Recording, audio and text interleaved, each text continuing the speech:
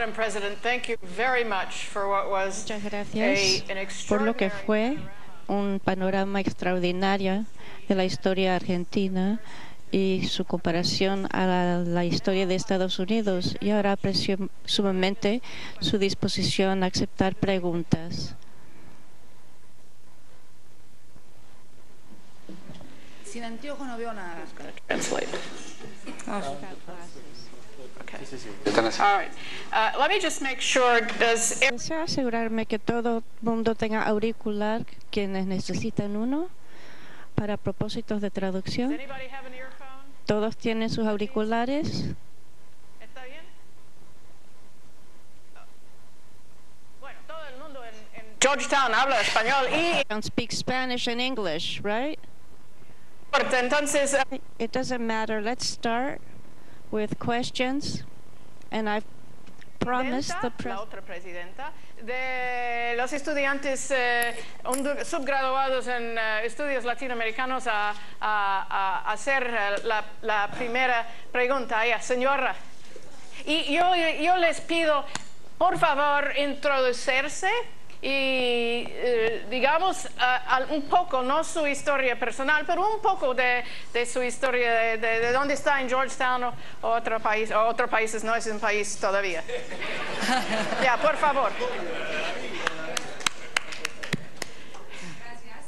Mi nombre es Alma Caballero, soy de México y soy la presidenta de la Asociación Latinoamericanos aquí en Georgetown. Y en nombre de toda la Asociación de Estudiantes de la licenciatura y de la maestría, le quiero dar las gracias por acompañarnos y por darnos esta charla espectacular. Quería preguntarle un poquito más del propósito que estamos aquí reunidos, que es la Cátedra Argentina. Hablo mucho de la historia. Como usted sabe, Georgetown es una institución que no solamente es de americanos y que no solamente es de gente que tiene un interés por el futuro y para desarrollar países, sino es una institución que trae a gente de diferente perfil, de diferentes países, y lo que queremos hacer es contribuir a esa visión del futuro, no solamente de Argentina, pero de toda la región.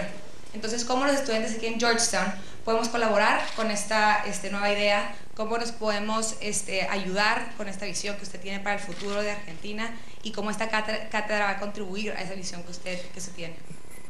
Más allá de la Cátedra Argentina, yo he sido antes que presidenta abogada, así que también he ido a la universidad y he sido estudiante como ustedes. Yo creo que más colaborar con mi visión o con la visión que puedo tener yo, que es una visión, como toda visión subjetiva, encara tiene una ideología, tiene una percepción del mundo, de la vida, valores, tiene una escala axiológica, como tenemos todos. Yo creo que, más allá de la Cátedra Argentina, el deber de todo académico, el deber de todo estudiante, es tener una mirada propia. Yo creo que lo que hace a una universidad excelente es a proveer los instrumentos que ayuden a analizar, desprovistos de cualquier tipo de anteojeras y de influencias, la realidad no solamente de América Latina, sino de acá, de su propio país y del mundo. Yo creo que, y no es una novedad, que vivimos en una sociedad sustancialmente diferente a la que me tocó a mí ser estudiante, en un mundo sustancialmente diferente que me tocó a mí ser estudiante. Nuestro mundo, cuando yo estudié en los años 60, en los años 70, y yo estoy echando años de más encima, fueron en los 70, pero no te rías, Anini, vos estabas también conmigo en los 70, pero para que te sitúes, en los años 60 el gran movimiento hippie nacido aquí en los Estados Unidos contra la guerra de Vietnam, por la paz, el Mayo francés, la Revolución cubana, en fin, era un mundo contrafáctico de poder. Era un mundo donde los jóvenes y las universidades había un pensamiento crítico y cuestionaban los factores de poder, cómo se desarrollaban las sociedades. Con muy poca influencia de lo mediático, la informática no existía. Yo soy una analfabeta digital, por ejemplo. Si me pones con una computadora, apenas si la puedo enchufar. Sigo leyendo el diario porque me encanta ensuciarme las manos con tinta, sigo leyendo los libros como los leía en la universidad, pero no es el mundo de ustedes, no es el mundo de mi hija, por ejemplo, que tiene 22 años y que se comunica únicamente por la red y mira la red, etc. O sea, estamos ante un mundo diferente. Pero yo creo que tanto en uno como en otro tenemos que aprovechar los instrumentos que nos daba aquel mundo y los que nos provee este mundo para poder mirar, comprender y entender. Porque una cosa es saber. En la universidad nos enseñan saberes. Te preparan para ser médico, para ser ingeniero, para ser economista, te dan instrumentos técnicos, te dan técnicas para que vos puedas resolver o encarar problemas. Pero eso es saber. Y otra cosa es comprender y entender. Y muchas veces hay mucha gente que sabe todo, pero entiende poco. Y hay otros que no saben tanto, y al no estar tan contaminado por muchas cosas, pueden tal vez tener un mayor nivel de comprensión, que no se produce a nivel intelectual, sino a nivel empírico a partir de las propias experiencias. Cuando vos sos un estudiante universitario, normalmente en mi país o aquí tienes un determinado nivel económico. Está claro que ninguno de los que están aquí, y no quiero con esto, puede haber experiencias personales, pero digamos todos han tenido la suerte de tener una vida más o menos normal en cuanto al acceso a los bienes que todo ser humano necesita para desarrollarse. Esto no sucede muchas veces fuera de estos ámbitos. Entonces, creo que lo más importante que puede dar una universidad es poder abrir la cabeza de la gente. Es poder ser, como por ejemplo, hace poco tiempo tuve el inmenso orgullo de que la Universidad de Padua, que es una de las más importantes del mundo, dio por primera vez un premio y se lo dio a mi esposo por los derechos humanos. Y la verdad que lo fue a recibir el canciller porque yo no pude por mis tareas de gestión de Estado, pero haber sido el primer premio que entregaba la Universidad de Padua en materia de derechos humanos, dárselo a Kirchner, imaginar que allí estuvo Galileo Galilei discutiendo con la Inquisición y teniendo que decirle que sí a la Inquisición, pero después por bajito decir "et pour se move", me parece que hay que formar gente como esa, y tal vez inclusive que ni siquiera den la razón a la Inquisición y que no tengan que decir por lo bajo "et pour se move", si tienen que decirlo no fuerte, que se lo digan fuerte. Y yo creo que esto es lo que cualquier escuela, cualquier formación universitaria debe aspirar para sus alumnos, y lo que sus alumnos deben también aspirar, porque vivimos en un mundo muy complejo, en un mundo que vamos a ver cosas que nunca hemos imaginado. Si cualquiera de ustedes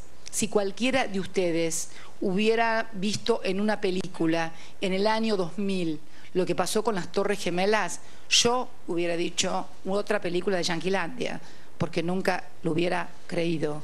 Y sin embargo pasó, y fue un hito que marcó la historia. Yo siempre digo que, ¿cuándo se da cuenta uno que la historia marcó un hito? Cuando se acuerda, al cabo de mucho tiempo, qué estaba haciendo en ese momento cuando esa cosa pasó. Yo no me acuerdo qué estaba haciendo cuando cayó el muro de Berlín, juro, que no me acuerdo qué estaba haciendo. Pero te puedo contar con lujo de detalles dónde estaba, cómo estaba, lo que estaba haciendo, quién me llamó, qué hice, qué no hice el día que se estrellaron los aviones de los terroristas contra las Torres Gemelas. Creo que eso fue un hito, como fue un hito el descubrimiento de América, que fue positivo, según el lado que se mire, pero bueno, no importa, no entremos en una discusión que puede ser terrible con los pueblos originarios. Pero me refiero que lo mejor que ustedes pueden demandarle a una universidad es que les abran la cabeza y les permitan pensar y mirar por ustedes mismos. Me parece que este es lo mejor que puede hacer una universidad, porque vamos a necesitar mucha gente que no tenga la cabeza establecida o cerrada a nuevas cosas, porque va a haber que resolver nuevos problemas. Y lo que yo puedo observar como dirigente política, como integrante del G20, que uno de los problemas más graves que hoy tiene la crisis mundial es que no se cae una nueva idea acerca de cómo salir de la crisis, que no es económica, es política, porque no hay una clara idea de cómo se debe salir de esto, y si la hay, no se la quiere utilizar porque perjudica a los sectores más favorecidos por lo que ha pasado. Ustedes saben que ningún juego económico es neutro. Siempre cuando hay perjudicados hay favorecidos de un lado. Lo que se le saca a uno lo recibe otro. Esto es una regla básica de la economía. Por eso creo que eso es lo que aspiro por parte de todas las universidades. No que me den la razón, para nada, al contrario, me aburriría. Creo que lo que es importante es que los enseñen y que les permitan pensar libremente. Es el mejor legado que puede dar cualquier universidad, Georgetown o cualquier otra. Muchas gracias. Y estamos aquí con nuestros estudiantes y profesores a abrir la cabeza. Y para decirles... No romper la cabeza, abrirla. No romperla, abrirla. Romper a veces, pero abrir la mayoría del tiempo. No, por favor, no. No, por favor, no. Con el permiso de la presidenta, voy a favorecer a nuestros estudiantes en darles la oportunidad de poner preguntas. Así que usted, sí, yo quisiera decir el chico, pero eso un poco no se usa. El joven. Es como decir, casi joven. como decir gringo. No, usted, sí.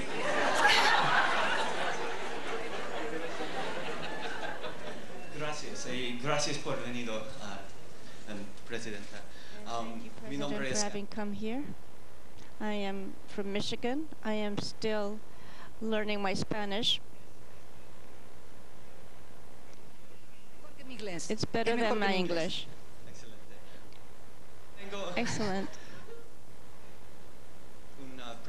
I have a question, a very simple question, but a question which I know many Argentinians. ¿Por qué nosotros, los estudiantes en Georgetown, tenemos la oportunidad para hablar contigo cuando en Argentina? Conmigo. Olvídalo conmigo. Cuando usted no ha hablado con la prensa en Argentina por muchos años. No es así. No, para.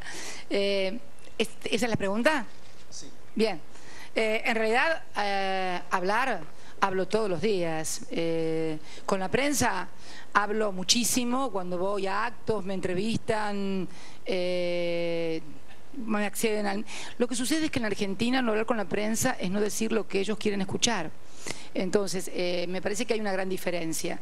Cualquiera que vaya a alguno de los actos políticos a los cuales voy en el Gran Buenos Aires o en el interior del país, un periodista, no hablo siempre, cierto, no hablo todos los días, pero un periodista me pregunta y le respondo. Es cierto que a algunos periodistas no les gusta cuando no le respondo lo que ellos quieren, pero bueno, es parte de la libertad del que pregunta y es parte de la libertad del que responde. Me parece que, además, te puedo asegurar que cuando se hacen preguntas en algunos ámbitos, y es mentira eso de hace años, he hablado muchísimo con periodistas acreditados en la Casa de Gobierno permanentemente. No lo hago a través de regulares y cada 15 o 20 días conferencias de prensa. Me gustaría que asistieras a alguna conferencia de prensa por allí en la República Argentina, donde cuando a algún periodista no le gusta algo comienza a gritar y a hacer escándalo y cosas que realmente, no todos, pero le ha tocado a algún ministro, por ejemplo, ser respondido, estar dando en la sala de conferencias de la Casa Rosada. Yo lo veo a Obama, por ejemplo, acá cuando da conferencias. El presidente pregunta, el periodista pregunta, el presidente responde y, bueno, y ahí termina. Acá si no le gusta la respuesta que vos das, gritan, se enojan, patearon una puerta, ¿no? Sí, una vez nos patearon una puerta en la Casa de Gobierno, en la sala, porque no les gustaba la respuesta que le había dado de un cronista de un de un diario centenario. No vamos a decir prestigioso, centenario. Centenario tiene el mérito de tener más de 100 años, pero en realidad, si por ejemplo pudieran desarrollarse en un marco de respeto normal, como el que se desarrollan en todo el mundo, seguramente, pero no me parece que los gobernantes no estamos para responder o para hacer como centro de nuestra gestión las conferencias de prensa. De repente yo creo que algunos periodistas creen que en realidad es más importante el entrevistador que el entrevistado, o que la gestión de un gobernante es contestar medios a la prensa. En realidad lo que debe hacer un gobierno es garantizar la publicidad de los actos. La publicidad de los actos, que es obligatorio, y además fundamentalmente también una prensa que muchas veces no sucede lo que sucede en Estados Unidos, donde la prensa dice claramente con qué se alinea. Por ejemplo, yo me acuerdo en la campaña de Obama, de Washington Post, de New York Times, dijeron a sus lectores que ellos apoyaban la campaña de Barack Obama. Y en realidad esto me parece que es muy bueno, que cada medio de comunicación explicite ante sus lectores, sea un medio escrito o de audiovisual, que tiene determinada posición, que apoya a fulanito, a menganito. ¿Por qué? Porque hace a la defensa del que lee. El que lee sabe que el que está escribiendo está apoyando determinada ideología, determinada candidatura, determinada gestión. Esto en mi país no sucede. Vos hablás con los periodistas y son todos independientes. En realidad son independientes de los reyes de España, porque no hay periodismo independiente en el mundo. Nadie es independiente en el mundo. Vos mirás el mundo desde un lado. Sos de Michigan, sos americano, tenés una visión, te gustarán los demócratas, te gustarán los republicanos, te gustará el Tea Party, en fin, la mirás de algún lado. No puedes decir que sos independiente, porque además si sos independiente es casi como decir algo soso e insulso, no tengo ideas, no tengo un lugar desde donde miro. Bueno, a mí lo que me gusta de la prensa norteamericana es que la prensa norteamericana, por lo menos la más seria, la más conocida, se pronuncia claramente a favor de tal o cual candidato, no se presenta como independiente y objetiva. En mi país tampoco hay prensa independiente y objetiva. Es más, creo, si uno mira y puede leer los portales, no debe haber habido una presidenta, y digo presidenta con A, porque soy mujer, una presidenta que haya sido más descalificada, más insultada y más agraviada que esta presidenta. Sin embargo, esta presidenta fue la que envió el proyecto de eliminar el delito de calumnias e injurias para los periodistas. Antes en mi país, si un periodista era condenado penalmente por calumnias e injurias por algo que había escrito en ejercicio de su profesión, podía ser llevado preso. Fui yo la que envié al Parlamento el proyecto de ley precisamente para derogar este tipo de delito, de modo tal de que cualquier periodista pudiera decir lo que quisiera, fuera verdad, mentira, insulto o agravio, y no fuera preso por eso. Sí, obviamente respondiera si ha causado algún daño económicamente, pero no con su libertad. Así que realmente, yo te invitaría, ¿cómo era tu nombre de Michigan? Me acuerdo que eras de Michigan. Gary, Gavin, te invito un día a que me acompañes a Argentina, o te invito y que vengas a una conferencia de prensa y vas a ver, vas a entender todo tan rápidamente que te vas a dar cuenta de cómo viene la mano.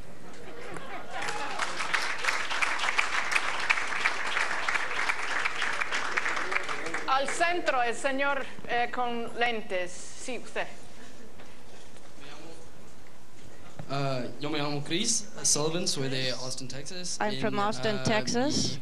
Año final. I'm in my final year. Aquí en Georgetown y mi primer año de maestría en Centro de Estudios Latinoamericanas. Todavía estoy aprendiendo el español como Gavin. Te tenés que apurar porque él está primero y habla un poquito mejor, me parece. Pues estás en posgrado ya vos casi. Mi pregunta es, ¿cómo usted responda a las declaraciones recientes del Fondo Internacional Monetario sobre monetaria internacional? Lo siento, sobre la tasa de inflación en su país? En realidad, el Fondo Monetario Internacional no habla sobre la tasa de inflación, sino sobre las estadísticas en la República Argentina. La señora Legardé, titular del Fondo Monetario, amenazó con sacar tarjeta roja a la Argentina. En realidad creo que, más allá de lo desafortunado de la frase, hay una postura del Fondo Monetario absolutamente muy de oposición a la Argentina. Yo pregunto, ¿cuáles son las estadísticas? ¿Cuáles eran las estadísticas de España? ¿Cuáles eran las estadísticas de Grecia? ¿Cuáles eran las estadísticas de Portugal, las de Inglaterra, las de este país? ¿Vos realmente crees? ¿Cuánto es la inflación en este país? La oficial. Yo creo que 2%. ¿Realmente todos ustedes creen que el costo de vida en Estados Unidos crece únicamente el 2% anual? ¿Cuánto se les incrementa la cuota de la universidad por año, o de sus pasajes, o de todo? Realmente, chicos, Hay contra la Argentina por parte del Fondo Monetario Internacional una suerte de ensañamiento. ¿Pero por qué?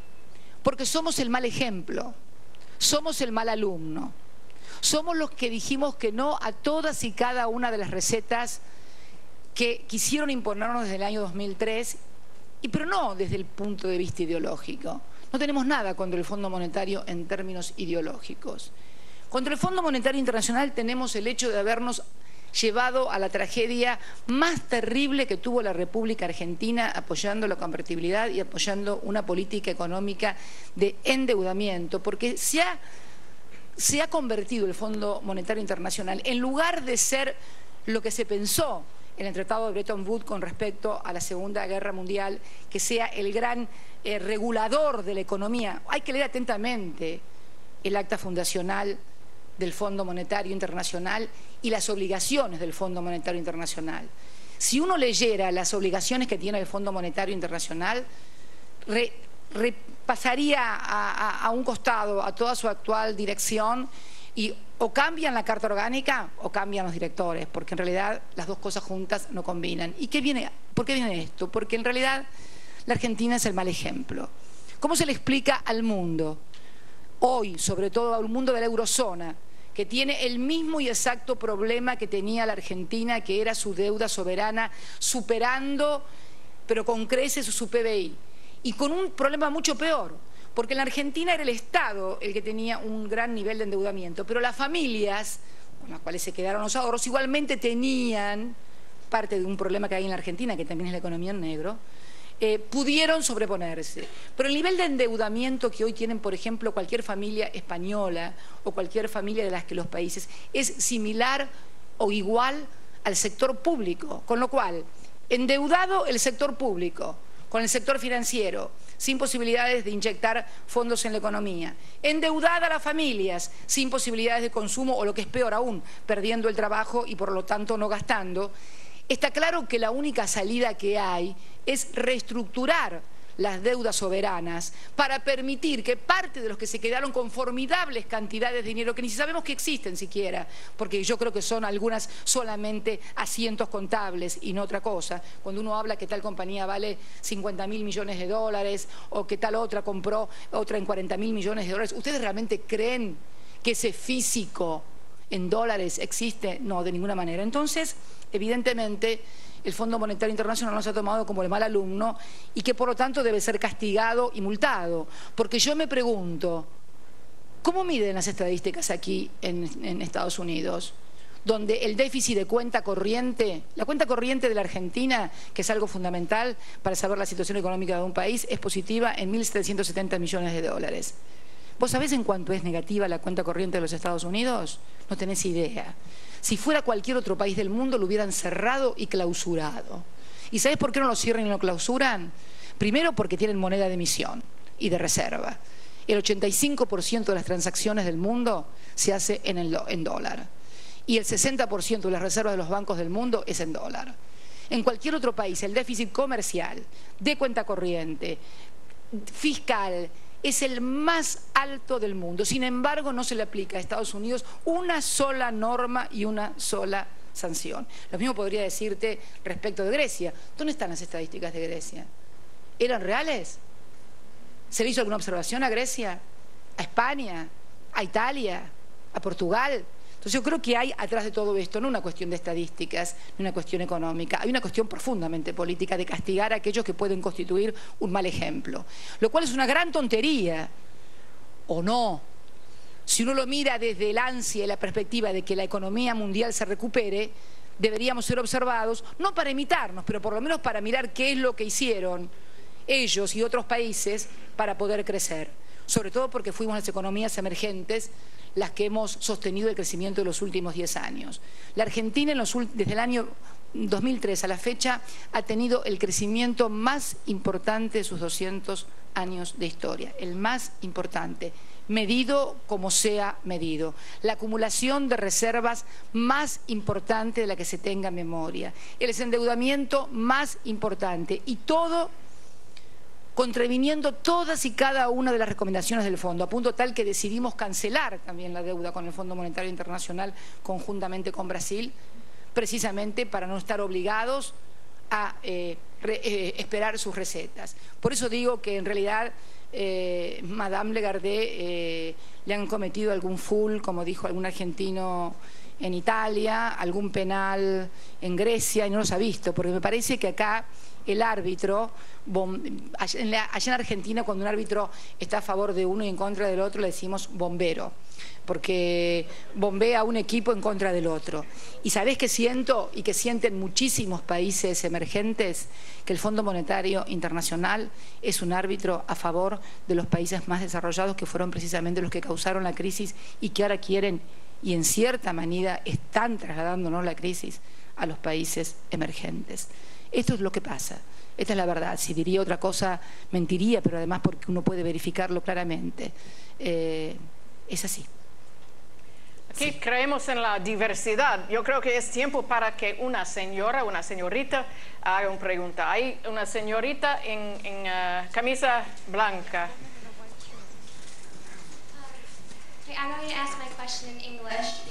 Voy a hacer mi pregunta en español. Un minuto, por favor. Un minuto, por favor. Estamos mostrando al We are showing the world el mundo argentino, que todos aquí en Georgetown hablan castellano. Una palabrita nomás. Hablo un poco, pero mi español no es bueno. Spanish is not good. I speak a Okay, little. ready? Okay. Okay. My name is Nicole Thomas. Mi nombre es I'm a junior Nicole here studying Thomas, in estoy en mi SFS, segundo año studying acá. comparative Estamos studies with a focus on Latin en America. estudios comparativos de la América Latina. Y claro que he escuchado acerca de animosidad contra el FMI, contra los argentinos, quitarlos de la ecuación y hablando acerca de la tasa de inflación y cómo han respondido la gente a lo que ha sido publicado. Porque lo que ha dicho su gobierno recientemente es que cualquiera, que usted puede vivir con 6 pesos al día y se le añade lo de FMI de los 6 pesos por día, y esto es más allá de la tasa de pobreza. Yo pienso que en cuanto a la tasa de inflación en su país nomás, cómo responden a esto la gente y cómo responden ustedes a su idea de que no es una representación correcta de lo que está. Primero, Nicole, quiero decirte que no tengo ninguna animosidad contra el Fondo Monetario Internacional, simplemente tengo una posición crítica, que no es animosidad. Animosidad por ahí tengo contra el equipo de fútbol, que no es mi favorito, pero ahí sí puedo tener animosidad, o cuando alguien no me cae simpático, pero cuando estoy en función de Estado y analizando instituciones no tengo animosidad, tengo análisis crítico y objetivo. En cuanto a lo de los 6 pesos, fue absolutamente desmentido, fue totalmente tergiversado. Es una pena que no hayas podido acceder a la información veraz, pero se la vamos a hacer llegar con los comunicados oficiales que se dio respecto de esto. Para que te des una idea, hace muy poco tiempo, y que no tiene que ver con esto, voy a retomar enseguida lo que vos me dijiste. El tema de lo que aparece escrito, lo que llega y que luego no se sabe exactamente. Hace muy poco tiempo pusimos en circulación un billete con la figura de Eva Perón. Hace una semana apareció en un diario diciendo que ese billete no entraba en los cajeros, que era mentira, que no existía, que no se podía hacer. Bueno, hoy el billete está en circulación en la República Argentina. Esto para responderte respecto de lo que se decía de 6. Con respecto a las cifras, bueno, mira, hoy venía leyendo el diario, o por lo menos la agenda, y en el presupuesto porteño, el presupuesto de la ciudad de Buenos Aires, que es de un partido de la oposición, la tasa de inflación que se coloca, aquí tengo, y es de un periódico de carácter económico, el Cronista Comercial. Presupuesto porteño, Macri fijó la pauta de inflación en 10,8 en línea con el INDEC. Esto no te va a llegar nunca, seguramente, no lo vas a ver, no lo vas a poder evaluar, pero en realidad en el presupuesto el principal o uno de los principales opositores a las políticas, y lo que dice también del INDEC en su presupuesto, que es donde él tiene que fijar la pauta de inflación como gobernante, no como opinador frente a los periodistas, pone la tasa que establece el INDEC. Pero además, yo debería decirte que lo que ha tomado en cuenta el Fondo Monetario, que han sido encuestadoras privadas, que daban una inflación entre el 20 y el 24% y que fueron denunciadas ante la justicia porque hay leyes que establecen en la Argentina que para dar datos económicos que puedan influir en el comportamiento de los actores económicos hay que tener una base científica. Ninguna de las consultoras, que no tienen más de 7 u 8 empleados cada una, ha podido acreditar ante la justicia cuáles son los instrumentos científicos, estadísticos, por los cuales determinan esos números inflacionarios. Es más, reconocieron que no cuentan con la estructura para hacerla. La única estructura realmente con capacidad territorial, científica y profesional para hacer estudios y relevamientos de costo de vida y de todos otros índices, de pobreza, de indigencia, de movilidad social, de balanza comercial, etcétera, etcétera, es precisamente el INDEC. Pero hay una pregunta que tiene que ver fundamentalmente con la lógica, más allá de esto. Si realmente la inflación fuera del 25%, si la pauta salarial ha sido promedio el 25%, si además hemos tenido una inversión en el último año 2011, la más alta de todo el periodo, el 24,5%, ¿de dónde sacamos cómo creció la economía al 9,2 en el 2010 o al 8,9 el año pasado? ¿Cómo obtuvimos un superávit comercial el año pasado de más de 10.000 millones de dólares y este año un superávit comercial que ya a fines de agosto es de 10.000 millones? ¿De dónde saca la gente? Me encantaría, Nicole, como Kevin, invitarte a Buenos Aires para que vieras lo que es el consumo en Buenos Aires, pasear por Buenos Aires, que es una ciudad lindísima aparte, y ver a los restaurantes llenos, los shopping llenos, la gente consumiendo. Tenemos una política social que llega a los sectores más vulnerables, que son los que más consumen también y menos capacidad de ahorro. La cantidad de argentinos que viajan al exterior, con los cuales me he encontrado en Nueva York. El otro día salió campeón Maravilla Martínez.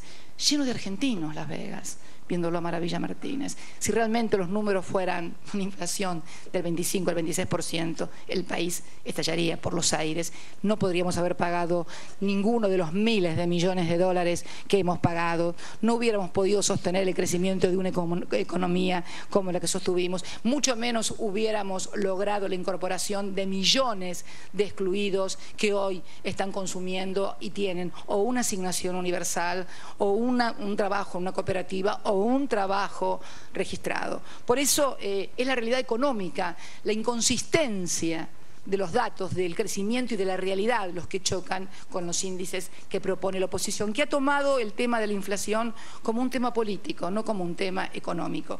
Pero finalmente también debo decirte algo en concepto como inflación, más allá de números, de dígitos o de estadísticas.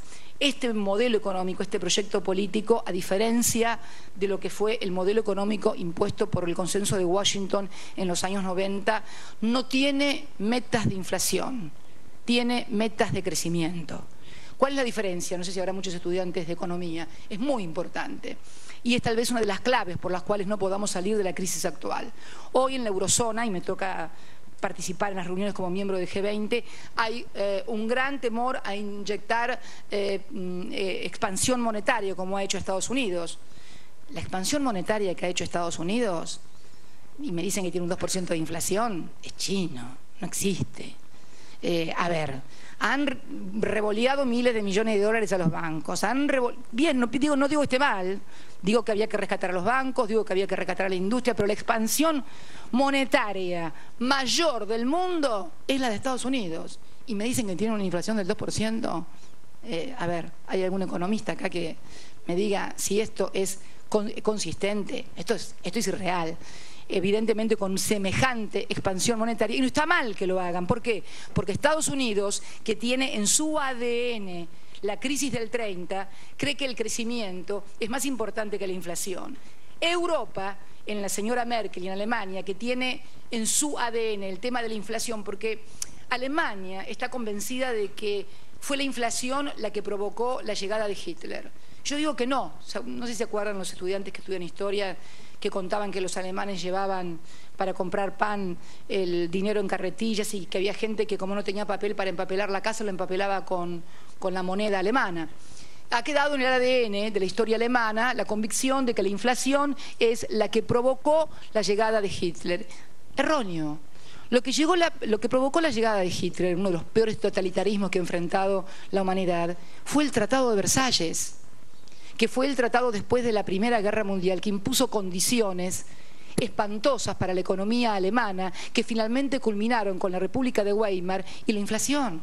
Esta fue la verdadera causa de la llegada, y fue la verdadera causa de la llegada de todos los totalitarismos, las grandes crisis económicas. Por eso yo decía ayer, cuando exponía ante las Naciones Unidas, que lo que más me preocupa, más que como presidenta, más que como miembro de la comunidad internacional, como militante política que ha sufrido y que ha visto sufrir mucho más a otros compatriotas por la falta de democracia, que precisamente nuestro mundo, el mundo que se ha creado en valores muy de la libertad, muy de expresar lo que queremos, muy de lo que nos denominamos la democracia, y que no todo el mundo piensa de la misma manera, porque también tenemos que admitir esto, que hay otros pueblos que quieren vivir de una manera diferente a la que vivimos nosotros. Mi gran temor es que los jóvenes, las nuevas generaciones, principales víctimas de la falta de trabajo, principales víctimas de las crisis económicas, renieguen finalmente de estos valores y de estos sistemas, si estos sistemas y estos valores no les traen soluciones a sus vidas. Así empezaron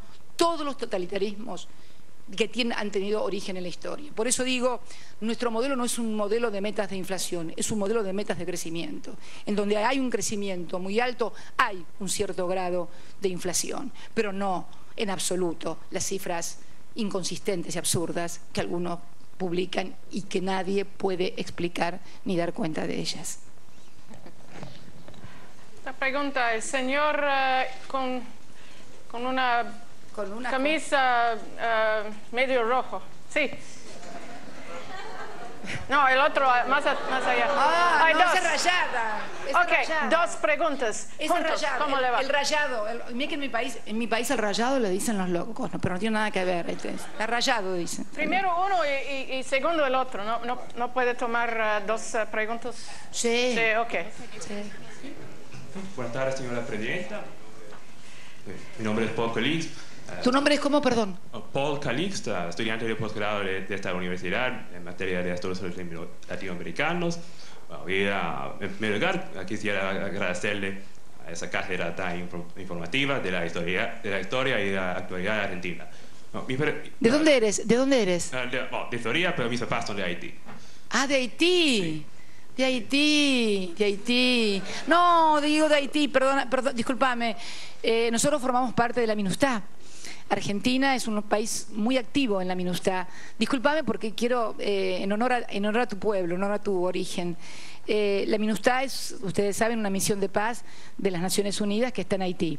Y allí las Fuerzas Armadas Argentinas tienen un rol muy importante. Nuestras Fuerzas Armadas, las Fuerzas Armadas Argentinas, solamente intervienen en misiones de paz de Naciones Unidas.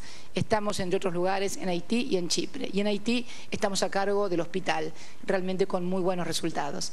Y estamos trabajando mucho en huertas también con el Programa de Desarrollo Social junto a Canadá para inclusión social. Es terrible la realidad de Haití. Adelante, por favor. También tuvo que ver el Fondo Monetario Internacional. Saben que no es animosidad, Nicole, por favor. El Fondo Monetario, o sea, los haitianos cultivaban arroz, todo el mundo lo sabe.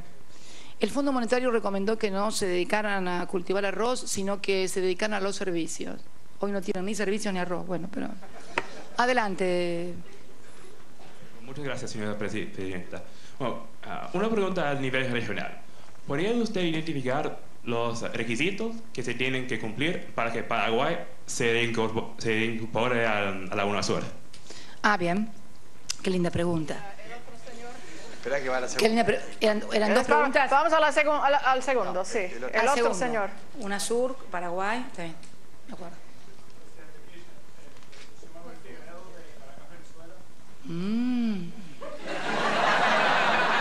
Ya te veo.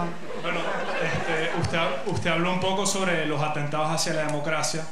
Entonces yo le quería preguntar, dado que en 2 semanas tenemos elecciones presidenciales en Venezuela, si Chávez desconoce los resultados, usted categóricamente nos puede decir ahora que condenaría el nuevo régimen al desconocer los resultados y, de ser así, impulsaría la expulsión de Venezuela de UNASUR y de la OEA, como se ha hecho en casos anteriores. ¿Cómo te llamas? Manuel Figueredo. Ay, me encantó tu pregunta, Manuel. Sos un encanto. Gracias. Vamos por Haití primero y con Paraguay. Me encanta la frescura, sí, pero está bien que pregunten, está bien que pregunten. Me encanta la frescura. Haití. Vamos a contestarle a Haití porque no me acuerdo de tu apellido. Discúlpame, Haití. Bueno, Haití, es más fácil. Paraguay.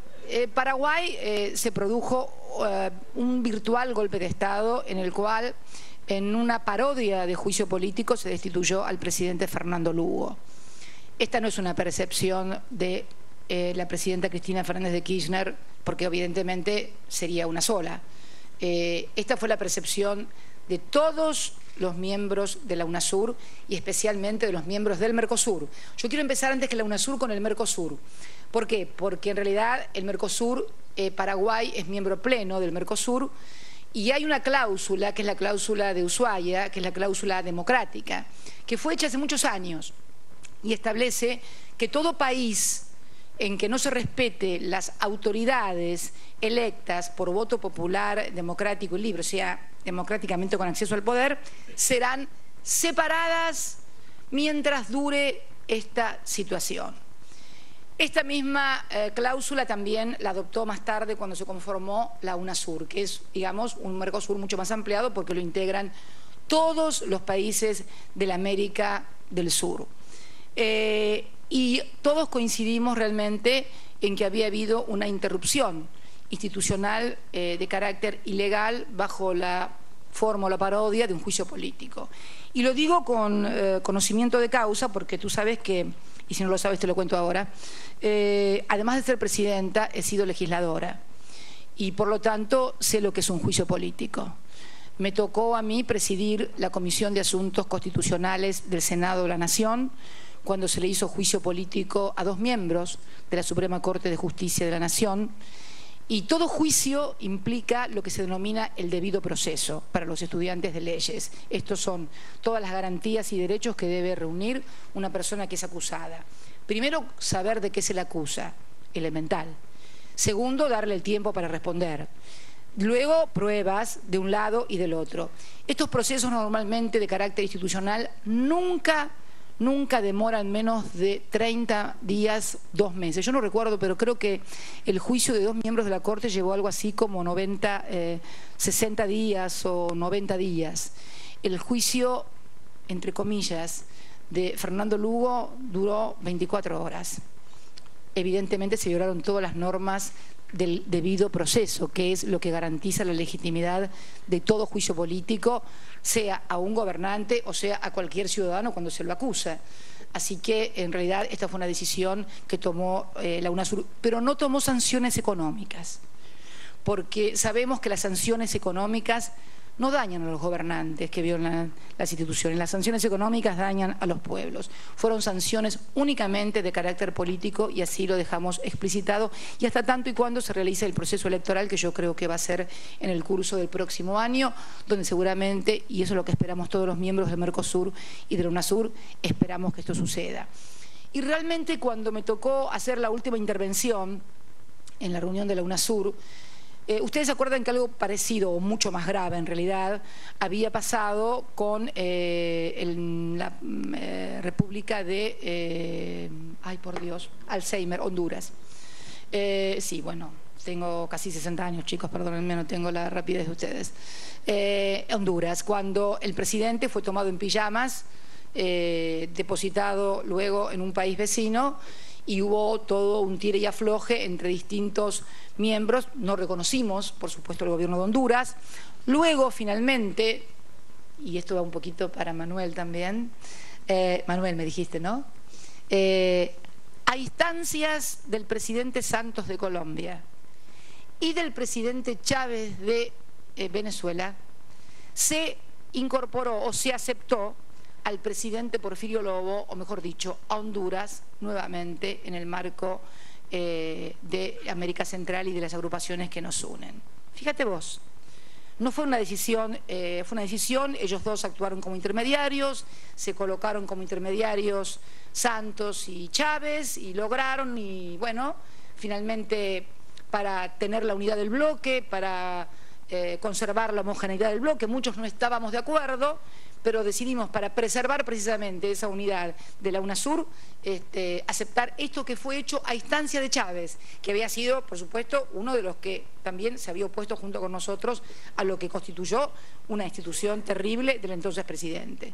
Así que realmente yo pienso que con toda la experiencia que ha tenido América del Sur y Centroamérica con golpes de Estado, con lo que significa la preservación de la democracia, hay que ser muy estrictos. En todo caso, si el presidente no te gusta, espera que venga la próxima elección y que lo cambie el pueblo. Pero no puede arrogarse un sector, un poder, si no lo hace con los debidos procesos y dentro de las garantías constitucionales que establece la destitución de un presidente. Volveríamos a una suerte de golpes que no ya dan las Fuerzas Armadas por el desprestigio que han tenido, sino que dan o las policías, como se intentó en el caso de Correa, o en este caso el vicepresidente o los hombres que lo acompañaban o los parlamentarios.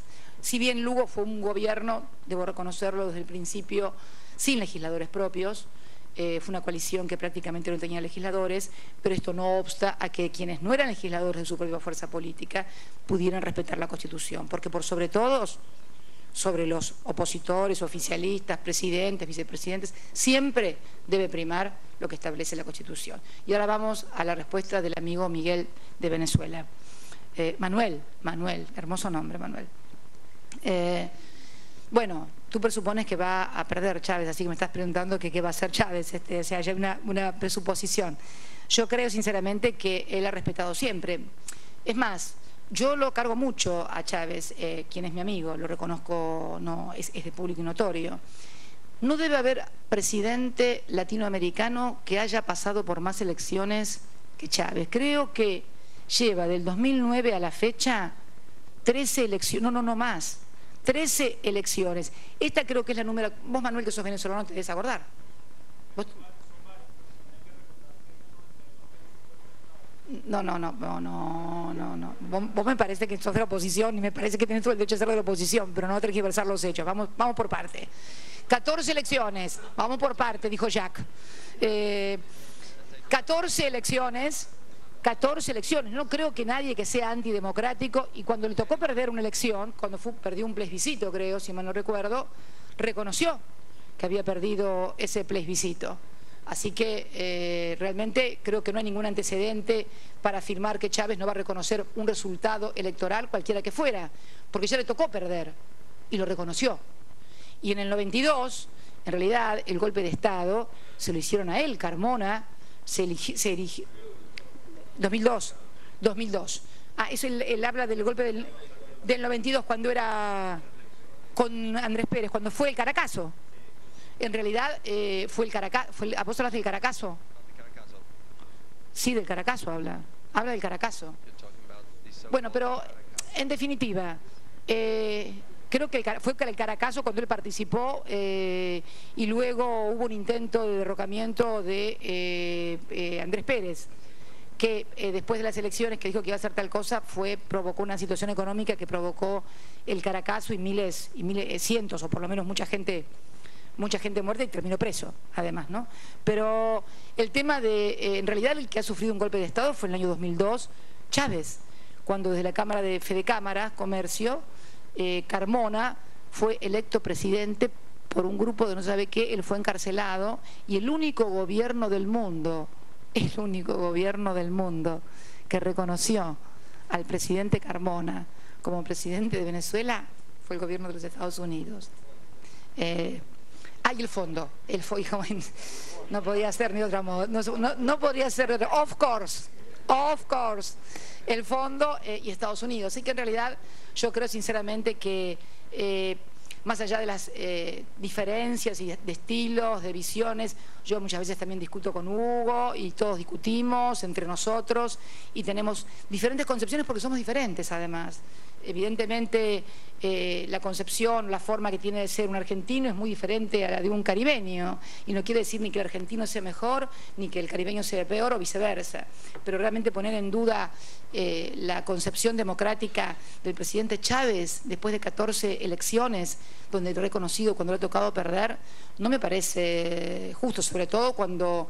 Mira, yo me acuerdo cuando fui por primera vez, y para terminar, quiero contarte, y vinculado con el tema de los medios de comunicación, la primera vez que fui a Venezuela, que fue la reunión de los 15, que fue creo que en el año 2004, si mal no recuerdo, que se hizo en Caracas, y que había una gran movilización de la oposición.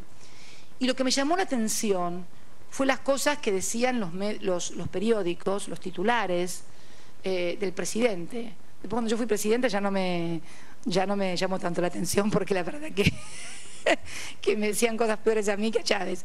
Pero realmente creo que el clima de libertad que se vive en el sentido que cada uno puede decir lo que se le dé la gana y hacer, por lo menos yo lo que vi, yo vi movilizaciones de la oposición, estuve de cerca mirando, porque quise ir a ver yo personalmente.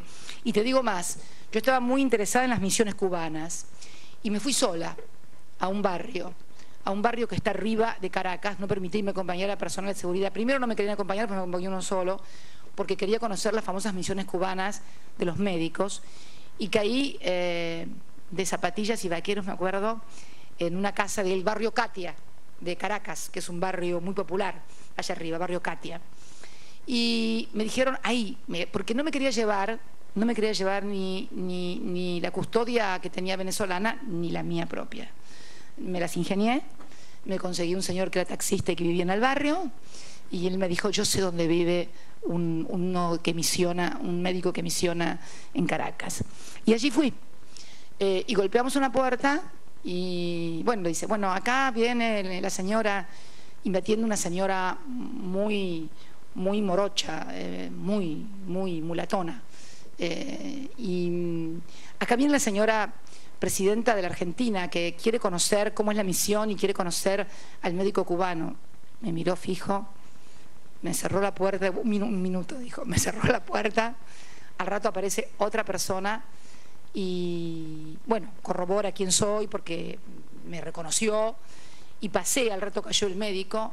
Me explicaron lo que estaban haciendo en materia de salud preventiva, de cómo ayudaban a la gente que antes para ir a un hospital tenían que recorrer toda Caracas y llegar al hospital, lo que hacían también las misiones en materia de alfabetización. Y bueno, yo creo que es un proceso político complejo, muy complejo el venezolano. Yo lo comparo siempre con el primer peronismo, con el peronismo de los años 40 a 50. ¿Por qué? Porque desató una confrontación muy fuerte en una sociedad en la cual los que tenían acceso a determinados bienes eran sectores muy minoritarios, y realmente la gente que vive sobre los cerros, yo conozco Caracas, ¿no? La gente que vive sobre los cerros, y que los que no conocen Caracas es impresionante llegar, porque cuando uno llega por la noche es como que estuviera rodeado de montañas de luces, ¿no? De lucecitas chiquititas todas. Y cuando amanece, ve que son infinidades de barrios, de casas pegadas unas con las otras, donde deben vivir cientos de miles de caraqueños. Y cuando fue el golpe contra Chávez, y cuando lo tomaron preso en el Palacio de Miraflores y lo llevaron no sé a dónde, y donde se eligió como presidente Carmona, me cuentan, y pude ver la película, el documental que se filmó, que miles y miles de caraqueños bajaban de esos morros para defender lo que ellos creen que es quien los representa y quien los defiende, con todo el derecho que tienen otros sectores de la población a sentir exactamente lo contrario. Pero eso es la democracia, eso es la democracia, saber que se puede pensar diferente, y no por pensar diferente, como sucedía durante las verdaderas dictaduras, desaparecías, te torturaban o te mataban. Eso afortunadamente en América del Sur ahora no sucede. ¿Y vos qué edad tenés, Manuel? No sabés lo que eso significa. Vos naciste en una América del Sur democrática. Vos no sabés lo que era tener 22 años cuando yo los tenía. Daba miedo ser joven. Ser joven era pecado, era sospechoso ser joven. Por eso digo que yo creo que lo importante y finalmente para todos es comprender la diversidad, no tolerarla. A mí la palabra tolerancia no me gusta. Tolerancia significa, me lo tengo que aguantar porque no tengo otro remedio, y cuando pueda le doy un golpe en la cabeza. Eso es lo que me suena la palabra tolerancia. ¿Yo sabés qué palabra me gusta? Aceptación. Aceptar al diferente. Aceptar a que hay gente que piensa diferente. Pero no solamente dentro de nosotros mismos, y ya un poco saliendo de América del Sur y de Venezuela, y para finalizar, si no le parece mal, Presidenta, no sé cómo estamos de hora, me tengo que ir al BID, pero me parece que lo más importante que nos está pasando en el mundo, yo lo decía ayer cuando lamentaba y condenaba una vez más la muerte de Christopher Stevens, que es el embajador, o era el embajador estadounidense en Libia. Yo creo sinceramente que tenemos que tener una percepción más amplia del mundo. Entender que hay gente que, si bien nosotros defendemos la democracia, esta forma en que vivimos, esta forma en que nos vestimos, esta forma en que sentimos, hay gente que siente de otra manera. Yo no me quiero poner nunca un chador, ni me lo pienso poner. Vos seguramente nunca te vas a poner un turbante ni vas a pensar que la mujer tiene que caminar 2 pasos atrás tuyo porque vos vas a querer ir con tu novia o tu mujer del brazo. Pero tenemos que aceptar que hay gente que piensa de esa manera y quiere vivir de esa manera. Y me parece que esto es clave para entender el mundo actual y sobre todo para lograr construir un mundo más seguro en la medida que podamos aceptar que hay gente que quiere vivir de manera diferente, sin agredirnos a nosotros, por supuesto, pero nosotros también, sin agredirlos a ellos, en un marco de respeto, de aceptación, de pluralidad, de diversidad. Yo creo que muchos de los problemas que hoy vemos como insolubles se van a poder desatar y sobre todo volver a rescatar un valor que fue el que informó a toda la civilización occidental a través de la Revolución Francesa, a través de la revolución aquí en Estados Unidos y todas las revoluciones que se dieron emancipadoras en toda la América, y que fue el valor de la igualdad, un valor que hoy está pisoteado hacia adentro de las sociedades, donde todavía conviven desigualdades de gente que no tiene trabajo, que no tiene lugar donde vivir, que no puede estudiar, frente a los que lo tienen todo. Y las desigualdades también entre las naciones, donde quienes tienen mucho poder pueden violar las resoluciones de Naciones Unidas. Por ejemplo, Inglaterra. Finalizo con Malvinas. Inglaterra, miembro permanente del Consejo de Seguridad. Tenemos una resolución, tenemos 20.000 resoluciones de Naciones Unidas, del Comité de Descolonización, desde el año 1965, que instan al Reino Unido a dialogar, no a decir, dele en las islas a Argentina, tiene razón, no, a dialogar entre Argentina y el Reino Unido. Nunca fueron respetadas.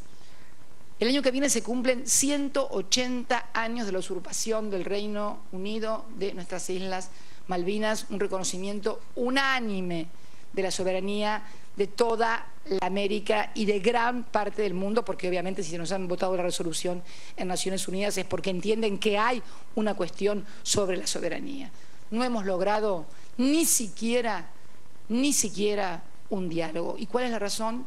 Que son miembros permanentes del Consejo de Seguridad y socios de la OTAN de Estados Unidos y por lo tanto pueden violar lo que dice Naciones Unidas. Sin embargo, todo el resto de los países que no tenemos los M16 ni somos miembros del Consejo Permanente de Seguridad, tenemos que respetar a rajatabla, y yo estoy muy orgullosa de respetar a rajatabla cada una de las resoluciones de Naciones Unidas.